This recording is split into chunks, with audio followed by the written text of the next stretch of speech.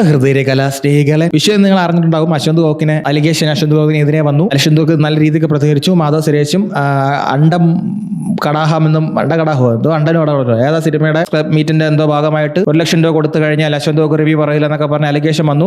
അത് അയാൾക്ക് അറിയാമെന്ന് പറഞ്ഞു. അവർ അലിഗേഷൻ പറഞ്ഞതിന് ശേഷം മാധവ് സുരേഷ് വന്ന് ഇന്നോ അങ്ങോട്ടെ വന്നിട്ട് ഒരു ഓക്കേട്ടാ എന്നൊക്കെ പറഞ്ഞിട്ട് സാധനം പറയുന്നുണ്ട്. കോമൺ സെൻസ് ഉള്ള ഒരാൾക്ക് ചിന്തിക്കാന്നുള്ളല്ലേ ഉള്ളൂ. നമുക്കൊരു റിവ്യൂവർ കാശ് വാങ്ങിച്ച് ഒരു മോശം സിനിമേനെ നല്ലതാണെന്ന് പറയുകയോ അല്ലെങ്കിൽ മോശം സിനിമയെ റിവ്യൂ ഇടാതിരിക്കാം. അത് ഓക്കെ, അത് ശരിയാണ്. നിങ്ങൾ എനിക്കൊരു 10 ലക്ഷം രൂപ തന്നു കഴിഞ്ഞാൽ ഞാൻ ഈ സിനിമയ്ക്ക് റിവ്യൂ ഇടൂലെന്ന് വേണമെങ്കിൽ അശ്വന്ത് ഗോക്കിനോ മെയിൻ സ്ട്രീമിൽ നിൽക്കുന്ന ഏത് റിവ്യൂവറിനോ പറയാം. പക്ഷെ അവർ അങ്ങനെ പറഞ്ഞു കഴിഞ്ഞാൽ അവർക്ക് എത്ര നാൾ ഇതിനകത്ത് പിടിച്ചു നിൽക്കാൻ പറ്റും? അവർക്ക് എത്ര വർഷം റിവ്യൂ ഇടാൻ പറ്റും? എത്ര പ്രൊഡ്യൂസേഴ്സ് ഈ പറയുന്ന എമൗണ്ട് കൊടുക്കും? അതല്ലെങ്കിൽ 1 ലക്ഷം രൂപ എന്നൊക്കെ പറഞ്ഞാൽ വളരെ ചെറിയൊരു എമൗണ്ട് ആണ്. അപ്പോൾ അതിനെ പ്രത്യേകിച്ച് എടുത്ത് പറഞ്ഞാൽ നിങ്ങൾ 1 ലക്ഷം രൂപയ്ക്ക് കുറഞ്ഞ് മാസ വരുമാനം എടുക്കുന്ന ഒരു യൂട്യൂബറും റിവ്യൂ പറയുന്ന ഒരു യൂട്യൂബറും ഇല്ല. ഡെയിലി റിവ്യൂ ഇടുന്ന, ഡെയിലി വീഡിയോസ് അപ്ലോഡ് ചെയ്യുന്ന, മിനിമം 1 ലക്ഷം രൂപ മാസ വരുമാനം എടുക്കുന്ന ഒരു യൂട്യൂബേഴ്സും കാണത്തില്ല. അശ്വന്ത് ഗോക്ക് ഉൾപ്പെടെ, ഉണ്ണി വ്ളോഗ്സ് ഉൾപ്പെടെ, ഇപ്പോൾ ഷസാം ഉൾപ്പെടെ, പിന്നെ റീലോഡ് മീഡിയ, ഇവരൊക്കെയാണ്. പിന്നെ തിരുവനന്തപുരം ആക്ച്വലി എനിക്ക് അങ്ങനെ ഫ്രീക്വന്റ് ഡിപ്പാണ് വീഡിയോ ചെയ്ത് തുടങ്ങിയെന്ന് തോന്നുന്നു. അത്രയും ഒരു വലിയ ചാനലായിട്ട് മാറിക്കൊണ്ടിരിക്കുന്നേ ഉള്ളൂ. മേ ബി എന്നാലും അദ്ദേഹത്തിന് ഉണ്ടാവും അത്യാവശ്യം റവന്യൂ ഉള്ള ചാനൽ തന്നെ ആയിരിക്കും അതും.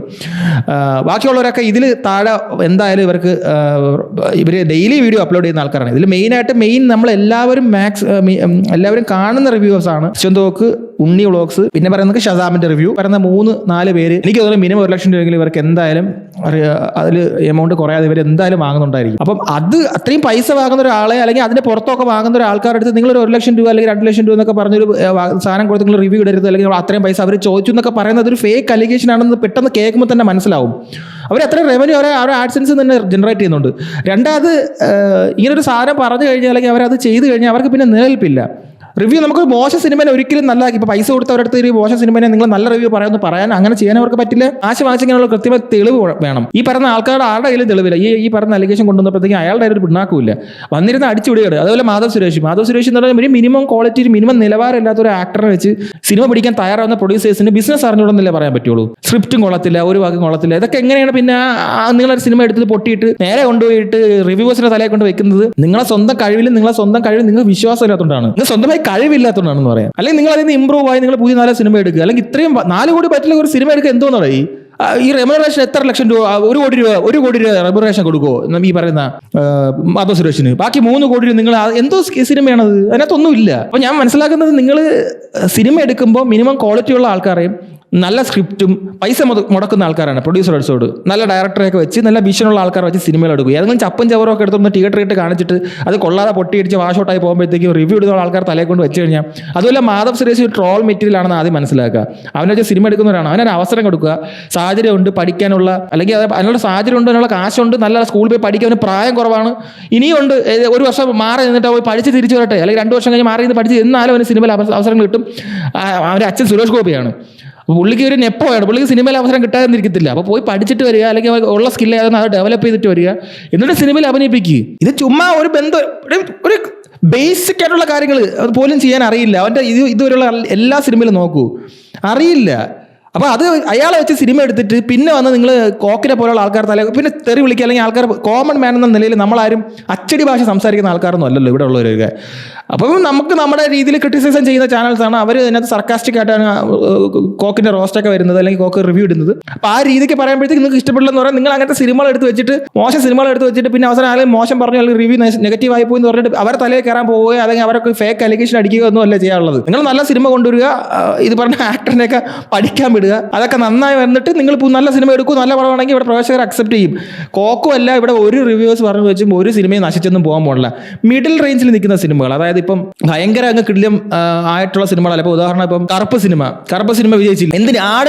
ആടുജീവിതത്തിന് മിക്സഡ് റിവ്യൂ ഉണ്ടായിരുന്നു. ആടുജീവിതം 100 കോടിക്ക് പോലെ. അപ്പൊ അതുപോലുള്ള സിനിമകൾ, ഇപ്പോൾ ഏത് സിനിമ എടുത്താലും വലിയ സിനിമകൾ എന്ന് പറഞ്ഞാൽ നമ്മൾ എത്ര മോശം പറഞ്ഞാലും പടം വിജയിക്കും. ഈ മിഡിൽ ലെവലിൽ നിൽക്കുന്ന സിനിമകളെയാണ് ചിലപ്പോൾ അത് ബാധിക്കാറുള്ളത്. അത് ബാധിക്കില്ലെന്ന് ഞാൻ പറഞ്ഞു. പക്ഷെ എന്ന് കരുതി സിനിമ നല്ലതാണെങ്കിൽ ഉറപ്പായിട്ട് ഓടും. അത് എത്ര നല്ല റിവ്യൂവറിന്, എത്ര കൂടിയ റിവ്യൂവർ, ഏത് കോക്കാണെങ്കിലും നല്ല സിനിമേനെ നല്ലതെന്നേ പറയാൻ പറ്റുള്ളൂ. മോശം സിനിമ അയാൾ മനഃപൂർവ്വം ഇന്റൻഷനലി ഒരു നല്ല സിനിമേനെ മോശമാക്കാൻ ശ്രമിച്ചാൽ പോലും അത് വർക്കാവത്തൊന്നുമില്ല. കുറച്ച് പേരൊക്കെ കാണാൻ, പക്ഷെ പടം കൊമേഴ്സ്യൽ ഹിറ്റ് ആവും. എല്ലാവരും ഒറ്റയ്ക്ക് എല്ലാ റിവ്യൂവേഴ്സും ഒരേപോലെ മോശം പറഞ്ഞ ഒരു സിനിമേനെ എങ്ങനെയാണ് കാശ് വാങ്ങിച്ച്, അല്ലെങ്കിൽ അയാൾ കാശ് വാങ്ങിക്കുന്നു, അല്ലെങ്കിൽ അതിന് നല്ലതായിട്ട് പറയാൻ പറ്റില്ല. കാശ് കൊടുത്താൽ പോലും നമുക്ക് നല്ലത് പറയാൻ പറ്റുമോ? എല്ലാവരും മോശമായിട്ടല്ല സിനിമ പറയുന്നത്. ആ സിനിമയ്ക്കത് ഒന്നുമില്ല. അത് കണ്ട ഒരാളെന്നല്ല ഞാൻ പറയുന്നത്. അതൊരു മോശം സിനിമ തന്നെയാണ്. അതിനൊന്നുമില്ല. ആ പടത്തിനെതിരെ അലിഗേഷൻ പറയുമ്പോൾ നിങ്ങൾ പ്രൂഫോടുകൂടി പറയണം. ഏതോ ഒരു ചാനലിൽ ഏത് ചാനലിൽ എനിക്ക് ഇപ്പോഴാണ് കാണാൻ, ഏതോ 18 എന്നുള്ള നമ്പറുള്ള ചാനൽ, 18 മൈലാണ്ട് പെട്ടിക്കടവലിരിക്കുന്ന ഏതൊരു ചാനലിനകത്ത് ആ ചാനൽ വന്ന് ഇതിനെ സപ്പോർട്ട് ചെയ്യുന്നു. അതെന്ത് മാധ്യമ ധർമ്മമാണത്? നിങ്ങൾ വന്ന് ഒരു ഫേക്ക് അലിഗേഷൻ കൊണ്ടുപോയി ഒരു തെളിവും ഇല്ലാതെ അത് ന്യൂസിൽ അടിച്ചു നിങ്ങൾ. അപ്പം അങ്ങനെയാണെങ്കിൽ നമ്മളിപ്പോൾ ഇവിടെ നിന്ന് അടിക്കണം. ഇപ്പോൾ ഇവർ കാശ് വാങ്ങിച്ചിട്ടായിരിക്കുമോ,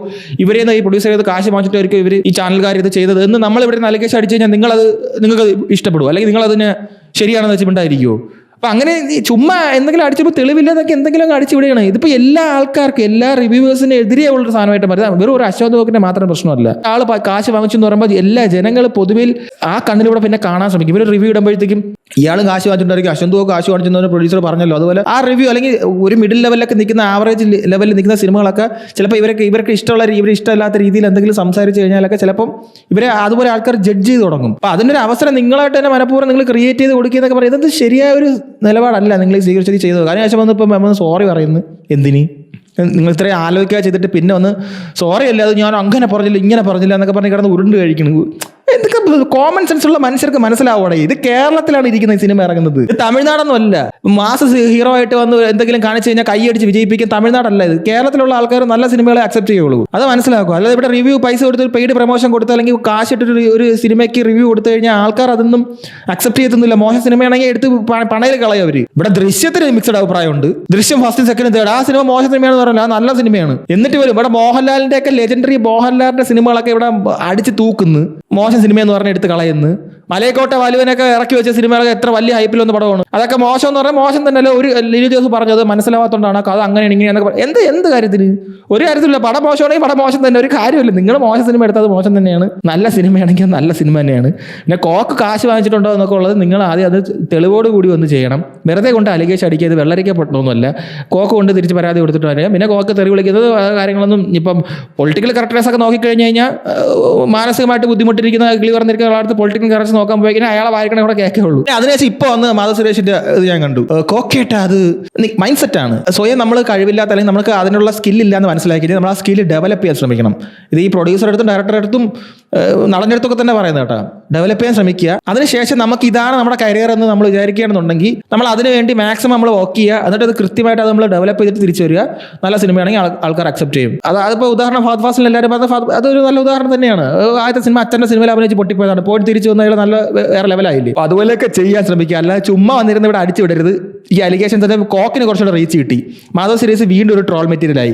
ഈ പറയുന്ന ഡയറക്ടറുടെ സിനിമ ഒരൊറ്റ മനുഷ്യൻ ഇനി കാണത്തില്ല. 90% പേര് ഇയാളെ പേര് വെച്ചാൽ പോലും ഇനി പോകത്തില്ല. ആരും മനസ്സിലാക്കി കഴിഞ്ഞാൽ അല്ലെങ്കിൽ തന്നെ അയാളെ സിനിമകൾ കൊള്ളുമെന്ന് തോന്നുന്നു. ഇയാളെ മുന്നേ വേറെ സിനിമ എടുത്തോളാം എനിക്ക് അറിയില്ല.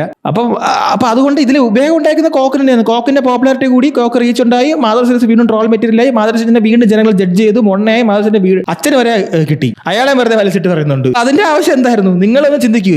ഇത്ര യുക്തി ഇല്ലാതെയാണ് നിങ്ങൾ ഓരോ കാര്യങ്ങൾ ചെയ്തു വെച്ചേക്കുന്നത്. ആ യുക്തി ഇല്ലായ്മ തന്നെയാണ് സിനിമയിലും കണ്ടത്. അപ്പം നിങ്ങൾക്ക് അത്ര ഇതേ ഉള്ളൂ, കാര്യശേഷി ഉള്ളതുകൊണ്ടാണ് നിങ്ങൾ ഈ ഇത് ചെയ്തത്. വളരെ വലിയ മണ്ടത്തരമായി പോയി. ഒരു കാര്യമില്ല. ആ പൊതുജനങ്ങൾക്ക് മനസ്സിലായി നമ്മളൊരു തെറ്റ് ചെയ്ത് അല്ലെങ്കിൽ നമ്മൾ ചെയ്യുന്നത് കള്ളത്തരമാണെന്ന് പൊതുജന വീതി വന്നാണ്ടല്ലോ, പിന്നെ നമ്മൾ എത്ര വെളുപ്പിച്ചാലും ഒരു കാര്യമില്ല. അതാദ്യം മനസ്സിലാക്കുക. അപ്പം മണ്ടത്തരങ്ങൾ ചെയ്യുന്നതിന് മുന്നേ ഒന്ന് ആലോചിക്കുക. വെറുതെ ആലിഗേഷൻസ് എല്ലാം അടിച്ചു വിട്ടിട്ട് ഒരു കാര്യമില്ല, തെളിവില്ലാതെ ഇപ്പം അത് വെറുതെ നിങ്ങൾക്ക് തന്നെ കൂനുമേ കുരുവാകുകയും ചെയ്തു. ഈ പടം OTT ഇറങ്ങി കഴിഞ്ഞാൽ ട്രോളി കൊന്നു കളയും. പിന്നെ നിങ്ങൾക്ക് പറ്റും സ്ട്രൈക്ക് അടിക്കാൻ, പക്ഷേ ഇതിനകത്ത് ഇറങ്ങി റോസ്റ്റ് അടിച്ച് നശിപ്പിച്ചോളാം ഈ പടമൊക്കെ ഇറങ്ങിക്കഴിഞ്ഞാൽ. എന്തായാലും ശരി ഗൈസ്, അത് പറയണമെന്ന് എനിക്കൊരു ഇതുണ്ടായിരുന്നു. ഞാൻ വന്ന് പറഞ്ഞു പോണു. ബൈ.